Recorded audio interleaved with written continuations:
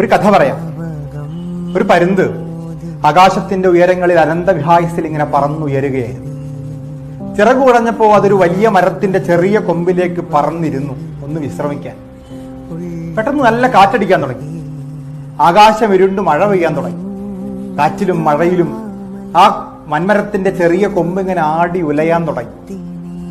അപ്പോ ആ വൃക്ഷരാജൻ കിളിയോട് പറഞ്ഞു, അല്ലയോ കിളി, നീ എന്തിനാണ് എന്റെ ചെറിയ കൊമ്പിൽ ഇങ്ങനെ ഇരുന്ന് ആടുന്നത്, ഇങ്ങനെ ആടി ഉലയുന്നത്? നീ എന്റെ വലിയ കൊമ്പുകളിൽ വന്നിരിക്കുന്നു, എന്നെ ഞാൻ സംരക്ഷിക്കാം. ഇത് കേട്ട് ആ കിളി വൃക്ഷരാജന് ഒരു മറുപടി കൊടുത്തു.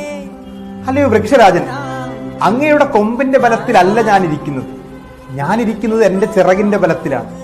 അങ്ങയുടെ കൊമ്പൊടിഞ്ഞാൽ ഞാൻ ഈ ആകാശത്തിന്റെ ഉയരങ്ങളിലേക്ക് പറന്നുയരും.